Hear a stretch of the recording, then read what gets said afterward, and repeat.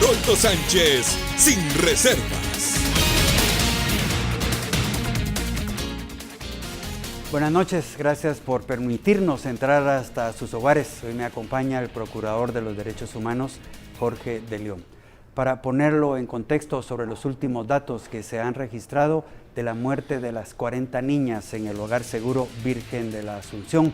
Vamos a conocer información importante que se generó desde el día del incendio. La noche del 7 de marzo, una vez dentro del Hogar Seguro, 52 niños habrían sido ubicados en el auditorio, con la puerta cerrada y con candado, y entre 56 y 64 niñas en un aula de la escuela de 7 por 6.28 metros cuadrados con la puerta cerrada con llave. Según el informe de la policía, todos quedaron resguardados por 40 agentes de la PNC. 40 jovencitas entre 14 y 17 años en riesgo que buscaban resguardo en una institución estatal solo encontraron maltrato, abusos, agresiones y finalmente la muerte.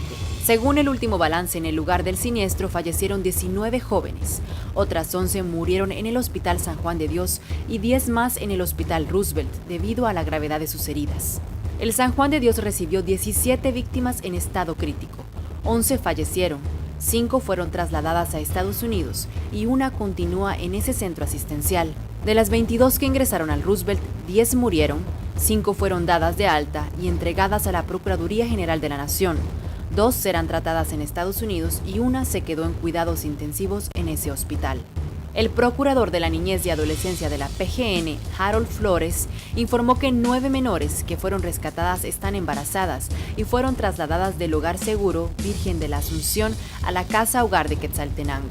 El hogar fue creado para atender a 400 menores y tenía más de 730 menores, entre ellos algunos en conflicto con la ley penal, víctimas de violencia en sus propios hogares y niños abandonados. Los primeros incidentes en el Hogar Seguro Virgen de la Asunción se hicieron públicos desde el 2013, cuando fue asesinada una menor de 14 años. El Ministerio Público confirmó la captura del exsecretario de la Secretaría de Bienestar Social, Carlos Antonio Rodas Mejía, de la ex subsecretaria Anaí Keller y del exdirector del hogar, Santos Torres. Gracias, Procurador, por estar acá. Bueno, al final las cifras se vuelven como muy frías. Y esto viene desde hace muchos años atrás. De acuerdo al mandato que usted tiene, ¿cuál es el papel que la Procuraduría de Derechos Humanos ha venido cumpliendo desde que se conocieron estos lamentables sucesos al interior de este hogar? Bueno, muchas gracias. Importante establecer el mandato del procurador, porque dicho con absoluto respeto a muchísima gente, se desconoce cuál es el mandato del Procurador de los Derechos Humanos y por lo tanto se crea alguna confusión o mucha confusión en relación a qué es lo que debe hacer el Procurador, hasta dónde debiera llegar. Por excelencia, el Procurador, su mandato fundamental es la fiscalización de la administración pública. Por lo tanto, el Procurador, que es un magistrado de conciencia, porque así nace, y no solo en Guatemala, sino en todas partes del mundo, señala, denuncia, verifica y da acompañamientos. En este caso, y me permito robar unos minutos, no solo durante la emergencia, sino 3 años antes, estuvimos recalcando los peligros, las recomendaciones, el cierre incluso de este hogar, emitiendo resoluciones de condena. Pedimos además medidas cautelares ante el Sistema Interamericano de Derechos Humanos y llegando ya, para resumirlo, un día antes de la tragedia, solicitamos ante un juez una exhibición personal. Esto es fundamental para entender qué pudo haber sucedido o qué se pudo haber evitado si esta exhibición personal se lleva a cabo. Desafortunadamente, ante nuestra solicitud, esta exhibición personal no se llevó a cabo. Hasta el día siguiente, una vez que había ocurrido la tragedia, se apersonó la jueza a la que le correspondía, pero ya la tragedia había sucedido. Durante esta emergencia, durante todo este infierno que se vivió, como parte de nuestro mandato, y dado que no había un centro de crisis para estar dando la información a los familiares, ayudamos a los familiares, fuimos al INASIF, a los hospitales, intentando apoyar, además con apoyo psicológico a los familiares de las víctimas, porque hasta ahí llegaba nuestro mandato. Además, desafortunadamente, ahí con ese descontrol que había, era una desconfianza de la gente, era una desesperación, y en eso fue, digamos, fundamentalmente lo que estuvimos haciendo, que lo hacemos hasta el día de hoy. Vamos al INASIF, estuvimos pidiendo insistentemente los datos, las cifras y los números y nombres de las personas, pero hasta hace un día la SBS nos entregó esos datos. Usted como procurador, pero también como ser humano, ¿cuál es el sentimiento que experimenta cuando se acusa a la Procuraduría de Derechos Humanos de este resultado tan lamentable?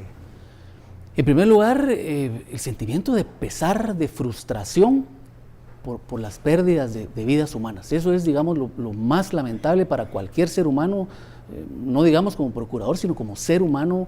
Me ofende, me indigna, porque si se hubieran atendido las recomendaciones, que reitero, es lo que podemos hacer. Recuerdo que los funcionarios podemos hacer únicamente lo que la ley nos permite, y a veces la gente quisiera que el procurador restablezca el orden público, que estuviéramos adentro del centro, que seamos los encargados de dar la información en el INASIF. Ese no es el mandato del procurador. Entonces, que luego se diga que la institución del procurador es la responsable, en algunos casos con mala intención, obviamente, porque siempre hay detractores, históricamente lo ha habido, en los que reiteradamente se dice el procurador de los derechos humanos defiende a los delincuentes. No hay nada más lejano que eso, no es cierto, no tiene ningún sustento, pero ofende, se siente una frustración innegable ser procurador de los derechos humanos, haber anunciado, haber advertido, iniciado acciones, denunciado ante el Ministerio Público la comisión de muchos delitos, y que el resultado sea esta lamentable tragedia. Afecta como procurador, como ser humano, impacta, indigna, y además se comparte ese sentimiento de rechazo, de desesperanza de los ciudadanos, y que yo además les doy toda la razón, y que además se manifiesta en un rechazo hacia las instituciones, y yo lo entiendo perfectamente, no puede ser de otra manera. El Estado le ha fallado constantemente a la ciudadanía. Nuestro sistema democrático de varios años sigue siendo incapaz de garantizar los derechos humanos fundamentales, y eso es importante decirlo para que la gente lo tenga claro: salud, educación, vivienda, salario digno. No hemos sido capaces de, a pesar de tener bastantes recursos, ni siquiera de garantizar que los niños nazcan en condiciones para poder vivir dignamente. 1 de cada 2 niños sigue naciendo con desnutrición crónica, y eso los condena de una manera tremenda. Por eso usted se ha convertido en un enemigo gratuito, por ejemplo, de la bancada oficial, que ayer de una manera abusiva, irresponsable, lo atacó, pero de una forma espantosa. Y esto es porque usted ha dicho que este es un Estado fallido. ¿Podría explicarme qué es lo que trata usted de decirnos cuando utiliza este término? El Estado no da esos resultados que la gente, y me refiero a la gente más necesitada y que lo vive día a día, no tiene las mismas oportunidades. De hecho, es un Estado que fue creado con muchísimas inequidades. La educación no llega al más necesitado. La discriminación y el racismo se ponen de manifiesto solo basta escuchar las opiniones a través de las redes sociales, que es importante tomarlas en cuenta, pero también uno entiende que hay los llamados net centers, que uno ve los mismos ataques, las mismas ofensas, mucho odio, mucho enfrentamiento. Entonces, cuando se habla de Estado fallido, no es otra cosa que decir que estamos fallando como instituciones. Seguramente algunos no lo entendieron, pero estamos fallando como instituciones, y esa es una realidad que con muchísima madurez y responsabilidad debemos entender. Y juntos, todos los guatemaltecos, despojándonos de cualquier interés, dejando por un lado ideologías, sino manteniendo la integridad, la capacidad, la sensatez, construir una Guatemala mejor, sin protagonismos, sin intereses, sino únicamente privilegiando el respeto, la censura, la sensatez, la mesura, y eso creo que hará una Guatemala mucho más grande, pero necesitamos que la gente se involucre. Yo sé que es complicado porque la gente desprecia la cosa pública, desprecia a los funcionarios, y reitero, es tremendamente entendible, perfectamente entendible, porque históricamente hemos fallado. Bueno, vamos a ir a un corte comercial, pero lo visto ayer en el hemiciclo, cuando de verdad esos diputados impresentables que no tienen, pero ni la altura moral de otras personas en este país, se atrevieron a faltarle respeto al Procurador de los Derechos Humanos.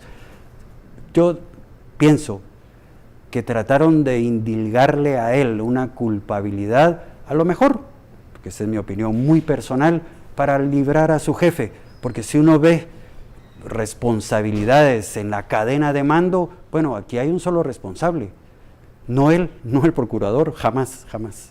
Esta es otra persona, que es el jefe de estos que ayer gritaron e insultaron sin ninguna razón.